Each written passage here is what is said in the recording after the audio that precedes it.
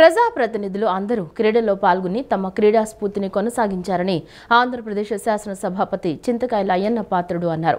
విజయవాడ నగరవాసులు సైతం ప్రజాప్రతినిధుల క్రీడలను చూసేందుకు తరలివచ్చారన్నారు. తక్కువ సమయంలోనే తోడ్పాటు అందించిన ఆర్థిక శాఖ మంత్రి పయ్యావుల కేశవ్, స్పోర్ట్స్ మంత్రి రాంప్రసాద్ రెడ్డి, స్పోర్ట్స్ చైర్మన్ అనిమిని రవినాయుడు, సిబ్బంది అందరినీ ఈ సందర్భంగా స్పీకర్ అభినందించారు. నగరంలోని ఎంజీ రోడ్ ఏ కన్వెన్షన్లో ఎమ్మెల్యే ఎమ్మెల్సీలకు సాంస్కృతిక కార్యక్రమాలు నిర్వహించారు.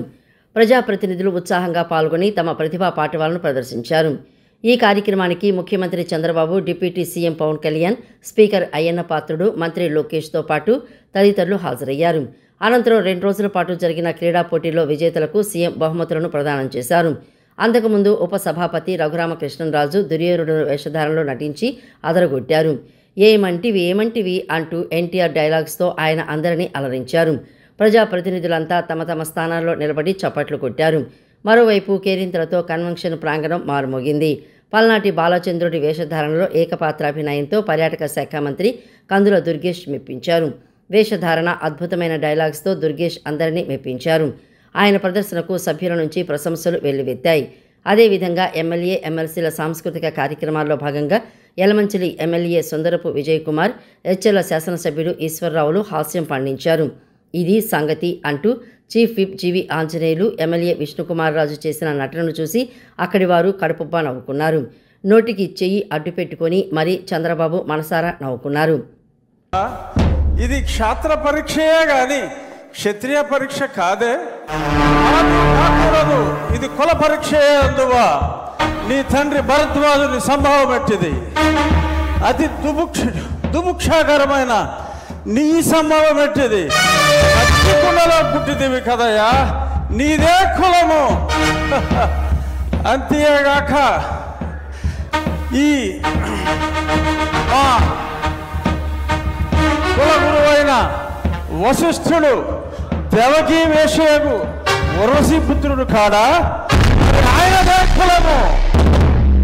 ఆయన పంచమజాతి కన్యకు అరుంధతి యందు శక్తిని, ఆ శక్తి చండాగల యందు పరాశరుని, ఆ పరాశరుని పల్లె పడుతైన మత్స్యగంధి యందు మా తాత వ్యాసుని, ఆ వ్యాసుడు విధవరాండ్లైన మా పితామహి అంబికతో, నా తండ్రిని పితామహి అంబాలికతో, నా పినతండ్రి పాండురాజును, మా ఇంటి దాసితో ధర్మ నిర్మాణసరుడని మీ అందరితో కీర్తించబడుతున్న ఈ విదురదేవుని కనలేదా? చేరదీసి అండ చేసుకుని అమోచ్చరతో రందించకపోతే ఇంతటి చరిత్ర ఉండేది కదే. అఖండ పలనాటి సీమ ఖండ ఖండాలుగా నరకబడి అంతఃకలహాలతో రొమ్ము గుతుకుని పోయేది కాదే, రొమ్ము గుతుకుని పోయేది కాదు. ఉన్నావా అసలున్నావా, ఉంటే కళ్ళు మూసుకున్నావా అన్నా. ఉన్నారనే కదరా భగవంతుడు ఫోటోలు బొమ్మలు అయి పెట్టుకొని పూజ చేస్తారు. అక్కడికి వెళ్ళి మళ్ళీ ఉన్నావా అంటావేట్రా? నా గుండె స్పందించిందన్న. స్పందించడం ఇదేట్రా? గుండె దేవుణ్ణి చూసి పాడిసేనన్నా. కాదురా, దేవుడి దగ్గరికి వెళ్ళి నువ్వు ఉన్నావా కళ్ళు మూసు కొట్టరేంట్రా? చెదగొట్టేశారా? మరి కొట్టేశారు పల్లసీని గారు. అలా నన్ను కొడుతుంటే చూడనట్టు వాళ్ళకి వెళ్ళిపోయారు. మొన్ననే డిఎస్సి ఎగ్జామ్ పెడతామని చెప్పారు అసెంబ్లీలో. ఆ డిఎస్సి ఎగ్జామ్ రాయాలా, అందులో ర్యాంకు కొట్టాలా, మళ్ళీ సీనియారిటీ వస్తే గానీ హెచ్ఎం పోస్ట్ రాదు.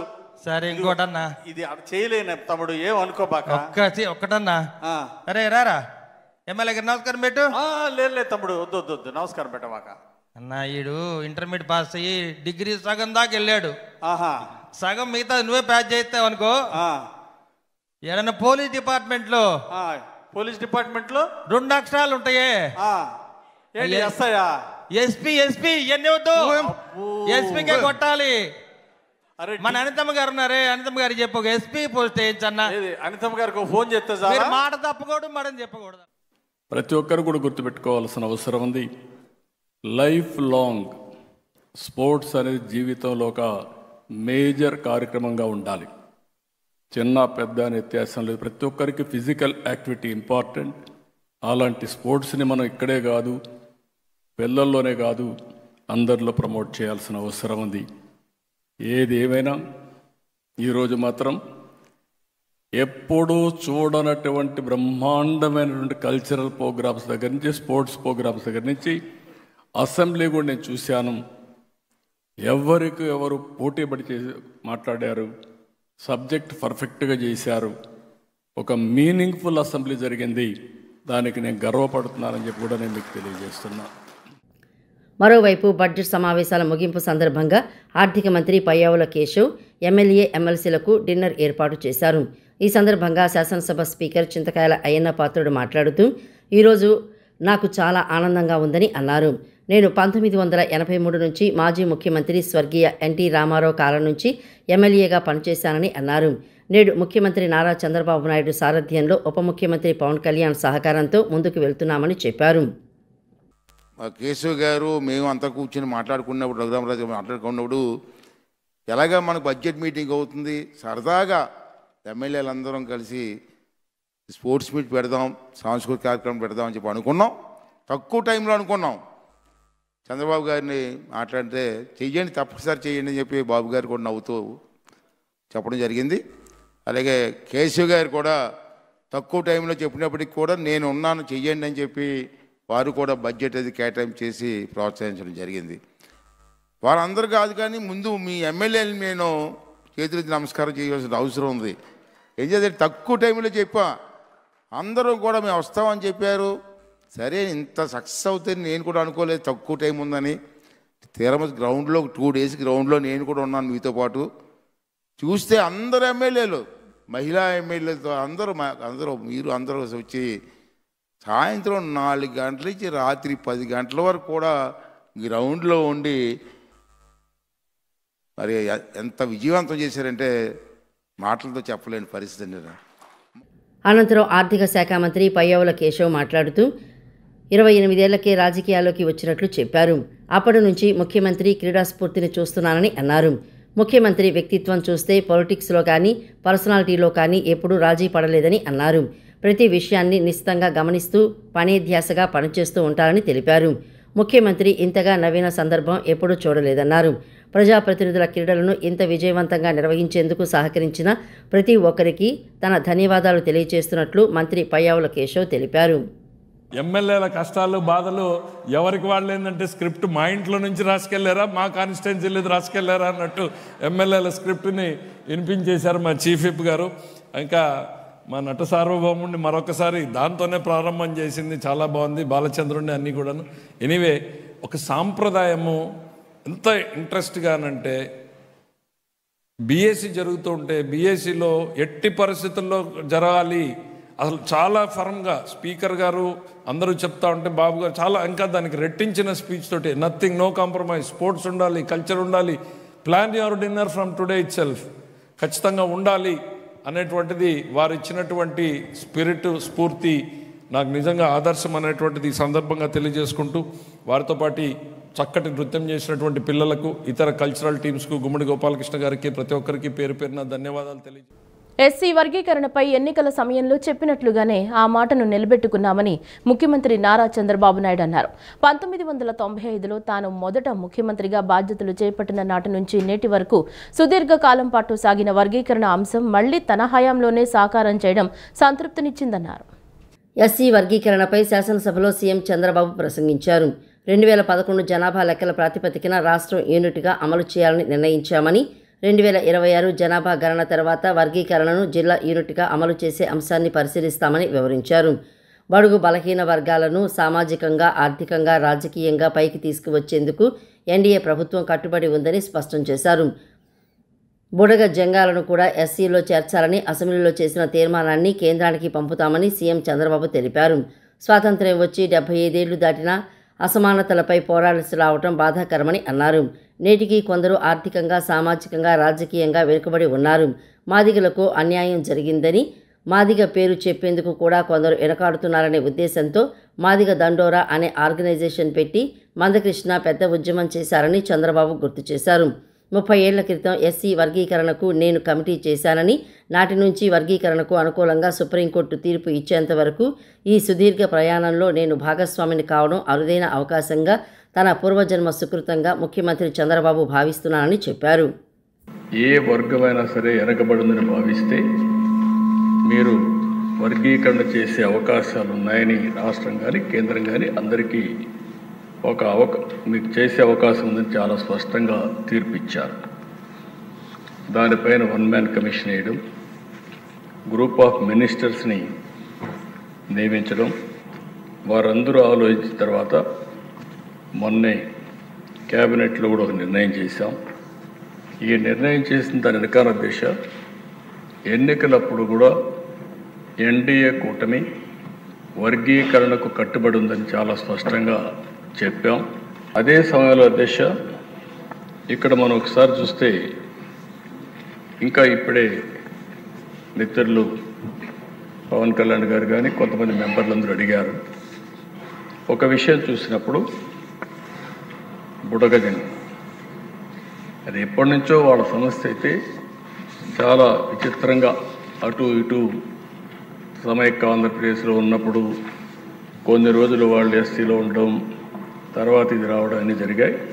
నేను కూడా అది ఎక్స్ప్లెయిన్ చేసి ఒక తీర్మానం చేసి కేంద్రానికి పంపించి కేంద్రం ఆమోదిస్తే మళ్ళీ మనం ఎస్సీల్లో ఏ గ్రూప్లో చేర్చడానికి అవకాశం ఉంది, అది చేర్చడానికి అన్ని విధాలా ప్రయత్నం చేస్తాం. రెండోది అధ్యక్ష రిలీజ్ కానీ అదే మరి కొన్ని కులాలు కొన్ని జిల్లాల్లో ప్రధానంగా ఉన్నారు. ఈరోజు మాల సామాజిక వర్గం ఈస్ట్ వెస్ట్ గోదావరి జిల్లాల్లో ఎక్కువ ఉంటుంది. ఇంకా కొన్ని జిల్లాలు అదే మరి నెల్లూరు కానీ ఈ జిల్లాలో ఎక్కువగా ఉన్నారు. ఇంకొక పక్కన మాదిగ సామాజిక వర్గం రాయలసీమలో కడప, కర్నూలు, అనంతపూర్లు ఎక్కువగా ఉన్నారు. ఇప్పుడు మనం ఏదైతే సెన్సస్ ఒకసారి చూస్తే రెల్లి అంతా కూడా ఎక్కువగా విశాఖపట్నం, విజయనగరం ఆ ప్రాంతాల్లో ఎక్కువగా ఉన్నారు. అయితే ఈరోజు కమిషన్ వేసిన తర్వాత కమిషన్ ఇచ్చిన రిపోర్టు ఏదైతే 26 జిల్లాలు అయినాయి, ఈ 26 జిల్లాల్లో ఇది చేయాలంటే జనాభా లెక్కలు సరిగా లేవు కాబట్టి నేను రికమెండ్ చేయలేకపోతున్నాను. గవర్నమెంట్కి అధికారం ఉంది. 2026లో సెన్సస్ జరుగుతుంది. ఆ సెన్సస్లో వచ్చిన డేటా ఆధారంగా మీరు జిల్లా వారీగా కేటగరైజేషన్ చేసుకునే అవకాశం ఉందని చాలా స్పష్టంగా చెప్పారు. ఎన్నికల్లో కూడా మనం చెప్పింది జిల్లా వారీగా కేటగరైజేషన్ తీసుకొస్తామని చాలా స్పష్టంగా హామీ ఇచ్చాం. మళ్ళీ హామీ ఇస్తున్నా.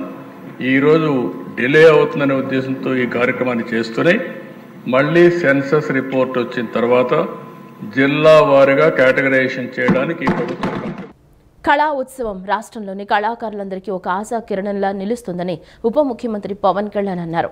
ప్రతిభావంతులైన కళాకారులు వారి కళను ప్రదర్శించడానికి మరియు గుర్తింపు పొందడానికి ఒక వేదికను అందించడంలో తన పూర్తి మద్దతు ఉంటుందని ఆయన హామీ ఇచ్చారు. ఉప ముఖ్యమంత్రి కొణిదెల పవన్ కళ్యాణ్ ఆంధ్రప్రదేశ్ రాష్ట్ర సృజనాత్మకత మరియు సాంస్కృతిక కమిషన్ చైర్పర్సన్ తేజస్వి పొడపాటితో కలిసి అమరావతి చిత్రకళా వీధి పోస్టర్ను ఆవిష్కరించారు. అనంతరం ఉప ముఖ్యమంత్రి పవన్ కళ్యాణ్ మాట్లాడుతూ ఈ ప్రత్యేకమైన కళా ఉత్సవం ఆంధ్రప్రదేశ్లోని కళాకారులందరికీ ఒక ఆశాకిరణంలా నిలుస్తుందని అన్నారు. ప్రతిభావంతులైన కళాకారులు వారి కళను ప్రదర్శించడానికి మరియు గుర్తింపు పొందడానికి ఒక వేదికను అందించడంలో తన పూర్తి మద్దతు ఉంటుందని ఆయన హామీ ఇచ్చారు. తేజస్వి పొడపాటి మాట్లాడుతూ సంవత్సరాలుగా విస్మరించబడిన కళాకారులను ప్రోత్సహించడానికి సాంస్కృతిక శాఖ మంత్రి కందుల దుర్గేష్ నాయకత్వంలో ఆంధ్రప్రదేశ్ సాంస్కృతిక కమిషన్ కట్టుబడి ఉందని తెలిపారు. ఈ కార్యక్రమం కేవలం ఒక వాగ్దానం మాత్రమే కాదని కళాకారుల సాధికారతకు ఒక స్పష్టమైన చర్య అని కళాకారుల సంఘం నుండి అపూర్వమైన స్పందన లభించిందని వివరించారు. 2025 ఏప్రిల్ 4న రాజమండ్రి లాలా చెరువు రోడ్డులో జరగనున్న అమరావతి చిత్రకళా వీధి కార్యక్రమం రాష్ట్రంలో మొట్టమొదటిసారిగా ఏర్పాటు చేయడం విశేషం. ఇది దేశవ్యాప్తంగా ఉన్న కళాకారులను ఒకే వేదికపైకి తీసుకువచ్చి వారి కళాఖండాలను ప్రదర్శించి విక్రయించడానికి కళాభిమానులతో ప్రత్యక్ష సంభాషణకు అవకాశం కల్పిస్తుందని అన్నారు. ఈ అమరావతి చిత్రకళా వీధి అనేది ఇది కేవలం ఒక కళా ప్రదర్శన మాత్రమే కాదు, మన రాష్ట్రంలోని మరియు దేశవ్యాప్తంగా ఉన్న కళాకారులకు చాలా వారి వర్క్ని వారి కళను చూపించుకునే అరుదైన అవకాశం అది. మన రాష్ట్రంలో ఎన్నో ప్రతిభావంతులైన కళాకారులు ఎందరో ఉన్నారో వాటికి సరైన గుర్తింపు ప్రోత్సాహం లేదు, వారికి దొరకట్లేదు. పద్మశ్రీ అవార్డు పొందిన గొప్ప కళాకారులు కూడా సరైన వేదిక లేక తమ ప్రతిభని చూపలేకపోయారు. కానీ అమరావతి చిత్రకళ వీధి ద్వారా వారు తమ కళని ప్రదర్శించుకునే అవకాశం ఈ రకంగా కలుగుతుంది. ఈ కార్యక్రమం ప్రత్యేకించి కర్ణాటకలోని బెంగళూరులో చిత్రసంతి అనే ఆదర్శంగా తీసుకుని మన ఆంధ్రప్రదేశ్ని కళాకారుల కేంద్రంగా మారుస్తుందనే లక్ష్యంతో ఈ రోజున టూరిజం శాఖ అమాచల్కు దీన్ని ముందుకు తీసుకెళ్తున్నారు. మన రాష్ట్రపు కలంకారీ, చెరియల్ పెయింటింగ్స్ లాంటి సాంప్రదాయ చిత్రలేఖనాల నుంచి ఆధునిక డిజిటల్ కళల వరకు ప్రతి కళాకారుడికి ఇక్కడ ప్రోత్సాహం లభిస్తుంది. కళలు మన సంస్కృతికి మూల ప్రాణాలు. ఈ ప్రదర్శనలు కళాకారులకి ఆదరణ ఇచ్చేలాగా, ప్రజలకి కళలో ఆసక్తిని పెంచేలాగా ఉంటుంది. ఇది ఒక గొప్ప అవకాశం. ఈ అవకాశాన్ని అందరూ సద్వినియోగం చేసుకోవాల్సింది మనస్ఫూర్తిగా అందరినీ. విజయవాడ పశ్చిమ నియోజకవర్గ అభివృద్ధికి మున్సిపల్ ఇతర అన్ని అనుబంధ శాఖల అధికారులు సమన్వయంతో పనిచేయాలని విజయవాడ పశ్చిమ నియోజకవర్గ ఎమ్మెల్యే యలమంచిలి సత్యనారాయణ చౌదరి కోరారు. నియోజకవర్గంలో పెద్ద ఎత్తున మౌలిక సదుపాయాలు కల్పించి మరింత అభివృద్ధి జరగాలన్నది తన లక్ష్యమని స్పష్టం చేశారు. నగరంలోని తాడిగడపలోని ఎమ్మెల్యే క్యాంపు కార్యాలయంలో గురువారం ఎమ్మెల్యే సుజనా చౌదరి ఆధ్వర్యంలో నగరపాలక సంస్థ అనుబంధ శాఖల అధికారులు, కార్పొరేటర్లతో నియోజకవర్గ అభివృద్ధిపై సమీక్ష నిర్వహించారు. నియోజకవర్గంలో పెద్ద ఎత్తున మౌలిక సదుపాయాలు కల్పించి మరింత అభివృద్ధి జరగాలన్నది తన లక్ష్యమని అన్నారు. అన్ని శాఖల అధికారులు సమన్వయంతో పనిచేస్తేనే పశ్చిమాభివృద్ధి సాధ్యమని సుజనా చౌదరి పేర్కొన్నారు. వేసవిలో నీటి ఎద్దడి తలెత్తకుండా ముందస్తు చర్యలు తీసుకోవాలని, అందుకోసం అధికారులు ప్రోయాక్టివ్గా వ్యవహరించాలని సూచించారు. ఎక్కడెక్కడ నీటి సమస్య ఉందో అధికారులు ముందుగానే గుర్తించి పైపులైన్ల మరమ్మతులు, నూతన పైపులైన్ల నిర్మాణం, బోర్లు ఏర్పాటు చేయాలని పేర్కొన్నారు. తాగునీటిలో కలుషిత నీరు కలవకుండా పక్కాగా చర్యలు చేపట్టాలని అన్నారు. వార్డు సచివాలయాల వ్యవస్థపై ప్రత్యేక దృష్టి పెట్టాలని, క్షేత్రస్థాయి నుండి సిబ్బంది సమాచారాన్ని సేకరించాలని పేర్కొన్నారు. ఎక్కువ మంది సిబ్బంది ఉంటే ఆయా డివిజన్లో అవసరమైన ఇతర ప్రాంతాలకు సర్దుబాటు చేయాలని సూచించారు. పశ్చిమ నియోజకవర్గంలోని పార్కులను ప్రత్యేకంగా అభివృద్ధి చేయాలని అన్నారు. పార్కులకు అనువుగా అందుబాటులో ఉన్న స్థలాలను గుర్తించి ప్రతిపాదనలు సిద్ధం చేయాలని అధికారులను ఆదేశించారు. నూతనంగా చేపట్టవలసిన రోడ్లు, డ్రైనేజీలు, స్ట్రాంగ్ వాటర్ డ్రైన్ల నిర్మాణం, పెండింగ్లో ఉన్న పనుల వివరాలను యుద్ధ ప్రాతిపదికన పూర్తి చేయడానికి సమగ్ర నివేదిక అందించాలని అధికారులను ఆదేశించారు. పాత బస్తీలోని ట్రాఫిక్ సమస్యకు మూలమైన ఆక్రమణలు తొలగించే ప్రణాళిక సిద్ధం చేయాలని అధికారులను కోరారు. అంశాలపై సత్వర పరిష్కారానికి కృషి చేసి వారం రోజుల్లో సమగ్ర నివేదికను అందజేయాలని ఆయా శాఖల అధికారులను సుజనా చౌదరి సూచించారు. ప్రజల సమస్యల పరిష్కారంలో అలసత్వం వహిస్తే సహించేది లేదని హెచ్చరించారు. ఈ సమావేశంలో zonal commissioner Ramya Keerthana, city planner Prasad, DCP Chandrabose, town planning ఆఫీసర్లు మురళీ గౌడ్, రిజ్వానా, టీడీపీ అధికార ప్రతినిధి నాగుల మీరా, రాష్ట్ర organizing secretary MS Baig, NTR జిల్లా బీజేపీ అధ్యక్షులు అటూరి శ్రీరామ్, కార్పొరేటర్ బుల్లా విజయ్, గుడివాడ నరేంద్ర రాఘవ, మైలవరపు దుర్గారావు, మరుపిల రాజేష్, మహాదేవ్ అప్పాజీరావు, అతులూరి ఆదిలక్ష్మి, పెదబాబు, హర్షద్, ఉమ్మడి వెంకటేశ్వరరావు, మైలవరపు మాధురి లావణ్య తదితరులు పాల్గొన్నారు. వర్షాకాలం ప్రారంభానికి ముందే అన్ని డ్రైన్లలో సిల్ట్ తొలగించేలా చర్యలు తీసుకోవాలని వీడియో కాన్ఫరెన్స్ ద్వారా మున్సిపల్ కమిషనర్లకి పురపాలక శాఖ ముఖ్య కార్యదర్శి సురేష్ కుమార్ ఆదేశాలు జారీ చేశారు. సీఎం చంద్రబాబు ఆదేశాలతో మున్సిపాలిటీల్లో స్వచ్ఛతపై ప్రభుత్వం కీలక ఆదేశాలు జారీ చేసినట్లు తెలిపారు. సిల్ట్ తొలగింపుపై ప్రతి వారం నివేదికలు పంపించాలన్నారు. చెత్త డంపింగ్ సైట్లలో ఉన్న చెత్తను పూర్తిగా తొలగించి సీసీటీవీ కెమెరాల పర్యవేక్షణ ఏర్పాట్లు చేయాలన్నారు. సింగిల్ యూజ్ ప్లాస్టిక్ వాడకంపై కఠినంగా వ్యవహరించాలన్నారు. ప్రతి మున్సిపాలిటీలో ఖచ్చితంగా ఒక మోడల్ స్వర్ణాంధ్ర పార్క్ ఏర్పాటు చేయాలన్నారు. పచ్చదనం, పార్కుల అభివృద్ధికి అధిక ప్రాధాన్యం ఇవ్వాలన్నారు. స్వచ్ఛాంధ్ర ప్రచారాన్ని నిజమైన ప్రజల కార్యక్రమంగా రూపొందించాలని కమిషనర్లకి సూచించారు. కలియుగ దైవం తిరుమల శ్రీ వెంకటేశ్వర స్వామి వారి ఉదయాస్తమాన సేవలను దర్శించుకునే అవకాశాన్ని Rotary club of Vijayawada midtown నగరశాఖ విజయవాడ వాసులకు కల్పించింది. ఈ నెల 22, 23 తేదీలలో బందర్ రోడ్డు బృందావన్ కాలనీలో ఏ కన్వెన్షన్ సెంటర్లో ఈ మహత్తర కార్యక్రమాన్ని సంకల్పించినట్లు క్లబ్ అధ్యక్షులు గుడిపాటి కిషోర్ తెలిపారు. తమ క్లబ్ నిర్వహించే సామాజిక సేవలో భాగంగా శ్రీవారి ఉదయాస్తమాన సేవలు ఏర్పాటు చేసినట్లు వివరించారు. తిరుమల శ్రీవారి సన్నిధిలో ఉదయం నుంచి సాయంత్రం వరకు జరిగే ప్రతి సేవను కనులారా వీక్షించాలని ప్రతి భక్తుడు ఉవ్విళ్లూరుతుంటారు. సాక్షాత్తు తిరుమలలో జరిగే విధంగా శ్రీవారి సేవలను rotary club mid town Vijayawada వాసులకు అందుబాటులోకి తెచ్చింది. ఇందుకు సంబంధించిన పోస్టర్ను క్లబ్ ప్రతినిధులు బందర్ రోడ్లోని హోటల్లో విడుదల చేశారు. ఈ సందర్భంగా క్లబ్ అధ్యక్షులు Gudipati Kishore, chairman Srinivas Balaji, convener Edla Parthasarathi, club secretary B Sundar Reddy మాట్లాడుతూ తిరుమలలో జరిగే విధంగానే శ్రీవారి ఉదయాస్తమాన సేవలు ఈ నెల 22, 23 తేదీలో నిర్వహిస్తున్నామని అన్నారు. 22వ తేదీ శనివారం ఉదయం 6 గంటల నుండి సుప్రభాత సేవ కొలువు, తోమాల సేవ, సహస్రనామార్చన నిర్వహిస్తామని తెలిపారు. అనంతరం పసుపు కొట్టడం, అష్టోత్తర శత కలశాభిషేకం, సాయంత్రం శ్రీవారి కళ్యాణోత్సవాన్ని వైభవంగా నిర్వహిస్తున్నట్లు వివరించారు. రాత్రి 9 గంటలకు ఆకాంత సేవతో తొలి రోజు కార్యక్రమాలు ముగుస్తాయని అన్నారు. 23వ తేదీ ఆదివారం ఉదయం 6 గంటలకు సుప్రభాత సేవ, కొలువు, తోమాల సేవ, సహస్రనామార్చన నిర్వహిస్తామని, 10 గంటలకు తిరుప్పావడ సేవ ఉంటుందని అన్నారు. ఉదయం 10 గంటలకు శ్రీవారి కళ్యాణోత్సవాన్ని అంగరంగ వైభవంగా నిర్వహిస్తామని తెలిపారు. రోజు తిరుపతిలో ఏ విధంగా వస్తే అదే తరహాలో ఉదయాస్తమ సేవలు జరుగుతాయో అదే తరహాలో విజయవాడలో కూడా ఉదయాస్తమ సేవలు సుప్రభాతం నుంచి మొదలుకొని ఏకాంత శాఖ వరకు కార్యక్రమాలు జరుగుతాయి. అదే రెండో రోజు ఆదివారం సాయంత్రం పుష్పయాగం ఒక 2 టన్నుల పూలతో అంగరంగ వైభవంగా దాన్ని అరౌండ్ 8,000 నుంచి 10,000 జనాల క్రౌడ్ని మేము ఎక్స్పెక్ట్ చేస్తాము. ఆల్రెడీ ఇప్పటికే ఇన్స్టాగ్రామ్లో కానీ ఫేస్బుక్లో కానీ ఇప్పుడు ఏదైతే సోషల్ మీడియాలో ఉందో అన్ని సోషల్ మీడియాలో ఈ కార్యక్రమం గురించి అన్ని వివరాలు తెలియజేయడం కూడా జరిగింది. 2 రోజుల పాటు చాలా అద్భుతంగా ప్లాన్ చేసామండి.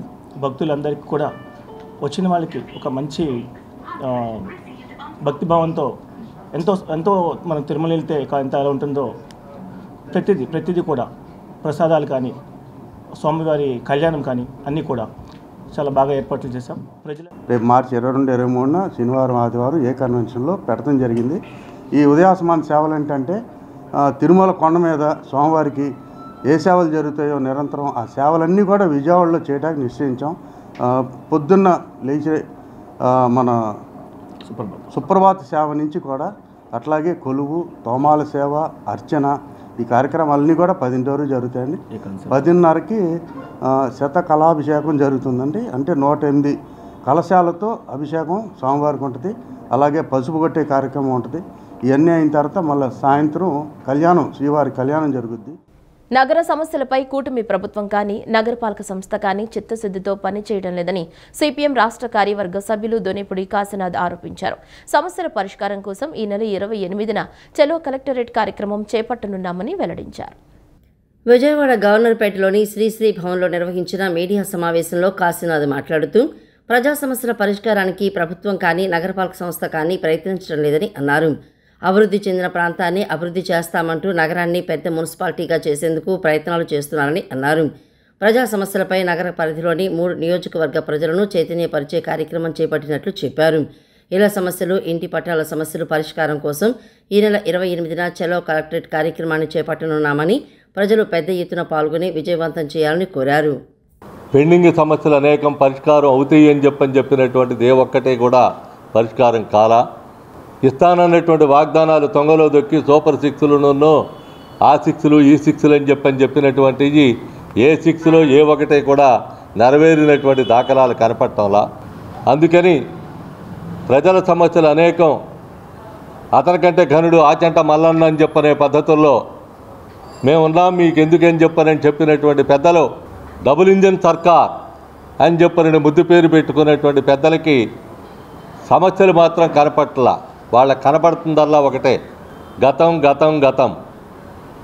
ఈ నామజపం ఎన్నాళ్ళు చేస్తారని చెప్పనేటువంటిది మేము అడుగుతున్నాం. నీ ఉన్న 5 ఏళ్ళు గతం గతం గతం అని చెప్పనేటువంటి నామజపం చేస్తూ కాలయాపన చేయటానికి కాదు మీకు ప్రజల అధికారాన్ని ఇచ్చింది. మీ కూటమి ప్రభుత్వానికి అధికారం ఇచ్చింది. గతంలో రోచిపోయాం, కనీసం ఇప్పుడైనా వెలుగులోకి వస్తాం. అది ప్రజల ఆకాంక్ష, ఆశ. ఆ ఆకాంక్షల్ని ఆశల్ని తొంగలో దొక్కేదానికి ప్రయత్నం చేయటం మంచిది కాదని చెప్పనేటువంటిది ఈ సందర్భంగా ప్రభుత్వం దృష్టికి తేదల్చాం. ముఖ్యమంత్రి గారి దృష్టికి, ఉప ముఖ్యమంత్రి గారి దృష్టికి కూడా తేదల్చాం. ఈ నగరంలో ఉన్నటువంటి సమస్యల్ని 3 నియోజకవర్గాల ప్రజల్ని సమీకరించడం ద్వారా, పేద ప్రజల్ని, మధ్యతరగతి ప్రజల్ని సమీకరించడం ద్వారా మురుగునీరు వస్తూ ఉంది, నీరు కాలుష్యం వస్తూ ఉంది, దోమ కాట్లకి ప్రజలు అల్లాడిపోతూ ఉన్నారు. దోమలు ఏమాత్రం తగ్గేటువంటి పరిస్థితి కనపట్లా. కార్పొరేషన్ సమస్యలే, ప్రభుత్వం సమస్యలే. మరి మీరు ఏం చేస్తూ ఉన్నారని చెప్పనేటువంటి అడుగుతున్నాం. అందుకనే చలో కలెక్టరేట్ 28వ తేదీ కార్యక్రమాన్ని తలపెట్టాం. యువగళం పాదయాత్రలో మీ సేవా కాంట్రాక్టు ఉద్యోగులకు నారా లోకేష్ ఇచ్చిన హామీని నిలబెట్టుకోవాలని మీ సేవా కాంట్రాక్ట్ ఎంప్లాయీస్ యూనియన్ రాష్ట్ర ప్రధాన కార్యదర్శి నాగేశ్వరరావు డిమాండ్ చేశారు. కాంట్రాక్టు ఉద్యోగులు మరలా విధుల్లోకి తీసుకుని 607 కుటుంబాలకు న్యాయం చేయాలని డిమాండ్ చేశారు. నగరంలోని గాంధీనగర్ ధర్నా చౌక్ వద్ద మీ సేవా కాంట్రాక్ట్ ఎంప్లాయీస్ నిరసన వ్యక్తం చేశారు. ఈ కార్యక్రమానికి ఏపీ ఎన్జీఓ రాష్ట్ర అధ్యక్షులు శివారెడ్డి, ప్రధాన కార్యదర్శి విద్యాసాగర్లు సంఘీభావం తెలియజేశారు. అనంతరం మీడియాతో మాట్లాడుతూ ప్రజలకు సంబంధించిన అన్ని సేవలు ఒకే చోట అందించాలనే ఉద్దేశంతో 2003లో సీఎం చంద్రబాబు మీ సేవా సెంటర్లను ప్రారంభించారని తెలిపారు. 2019 సమాంతరంగా 170 మీ సేవా కేంద్రాల్లో పనిచేస్తున్న మీ సేవా కేంద్రాలు, 2019 వైఎస్ జగన్మోహన్ రెడ్డి సచివాలయాలు ఏర్పాటు చేసిన మీ సేవా కేంద్రాలు తీసివేశారని తెలిపారు. మీ సేవా కేంద్రాల్లో పనిచేసే కాంట్రాక్టు ఉద్యోగులకు న్యాయం చేస్తామని చెప్పిన జగన్మోహన్ రెడ్డి 5 ఏళ్లు నిలువున రోడ్డుపై వదిలేశారని తెలిపారు. యువగలం పాదయాత్రలో నారా లోకేష్ మీ సేవ ఉద్యోగులకు న్యాయం చేస్తామని హామీ ఇచ్చారని తెలిపారు. కూటమి ప్రభుత్వం అధికారంలోకి వచ్చిన 8 నెలలు గడుస్తున్నా మాకు ఎటువంటి ఉద్యోగ కల్పన చేయలేదని ఆవేదన వ్యక్తం చేశారు.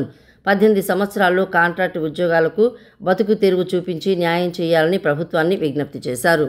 ఏదైనా సాల్వ్ చేసుకోవాలన్నా, వాళ్ళ సర్టిఫికేట్ తీసుకోవాలన్నా, ఏదైనా చేసుకోవాలన్నా కూడా అందుబాటులో ఉంటుందని ఈ సేవా కేంద్రాలను ఒక మానసిక పుత్రిక చంద్రబాబు నాయుడు గారు గతంలో నియమించడం జరిగింది. మరి దాన్ని ఇప్పుడు తీసేయడం జరిగింది. ఈ ప్రభుత్వము గతంలో చంద్రబాబు నాయుడు గారే పెట్టారు కాబట్టి మళ్ళీ వాళ్ళను అందరినీ కూడా 607 కుటుంబాలను అందరినీ కూడా ఉద్యోగాలకు తీసుకొని వాళ్ళకు బతుకు తెరువు అనేది చూపించాల్సిన బాధ్యత ఈ ప్రభుత్వానికి ఉంది. అదేవిధంగా లోకేష్ గారు కూడా ప్రతిపక్షంలో ఉన్నప్పుడు పాదయాత్రలు తిరిగినప్పుడు కూడా వీళ్ళకి హామీలు ఇచ్చారు. ఆ హామీలను కూడా ప్రభుత్వం తరఫున లోకేష్ గారు కానీ, ముఖ్యమంత్రి కానీ, ప్రభుత్వం కానీ వాళ్ళ హామీలన్నీ కూడా నెరవేర్చాలనుకుంటున్నాం. మరి సడన్గా వీధిన పడతారు, వాళ్ళ కుటుంబాలన్నీ కూడా ఇబ్బంది పడతాయి. అటువంటి ఇబ్బంది లేకుండా ప్రభుత్వం ఇమీడియట్గా పాలనాపేక్ష తీసుకొని వాళ్ళందరినీ కూడా రీఇన్స్టేట్ చేసుకొని ప్రజలకు సేవలు వస్తున్నాయి, ప్రభుత్వానికి ఆదాయం వస్తుంది.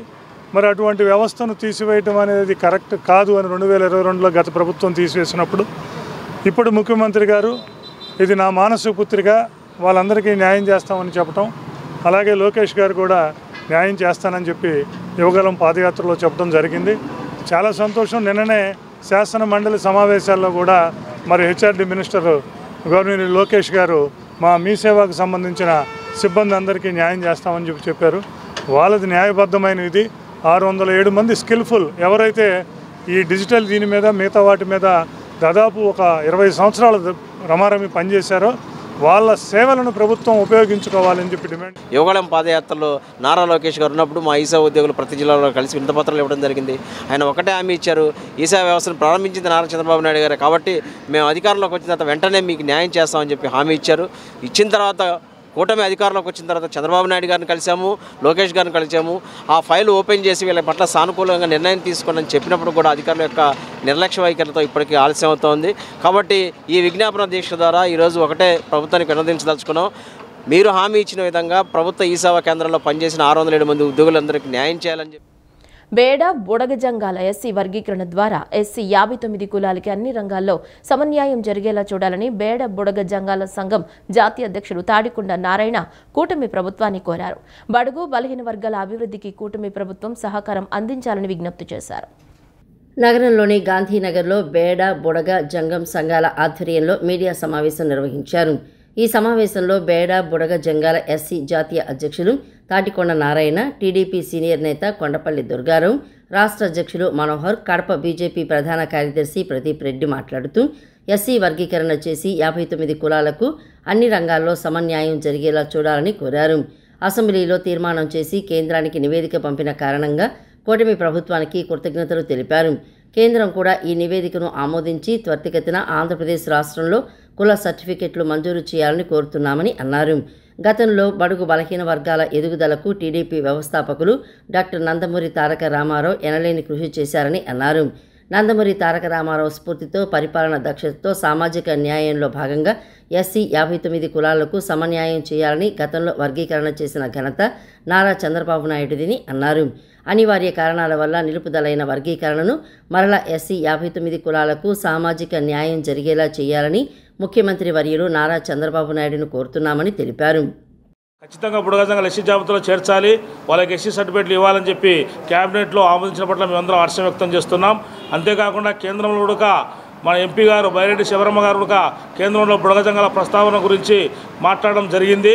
ఖచ్చితంగా త్వరలోనే బుడగజంగాల కులానికి అక్కడ కేంద్రంలో కానీ ఇట్లా స్టేట్లో కానీ వాళ్ళకి త్వరలో సర్టిఫికేట్లు అందజేస్తామని చంద్రబాబు దృష్టికి అవకాశాన్ని తీసుకుపోయి ఏదైనా సరే ఒక అప్లికేషన్ ఫిల్ చేద్దామన్నా కూడా ఎక్కడ కూడా కేటగిరీ లేకుండా ఉండడం అనేది చాలా కష్టం.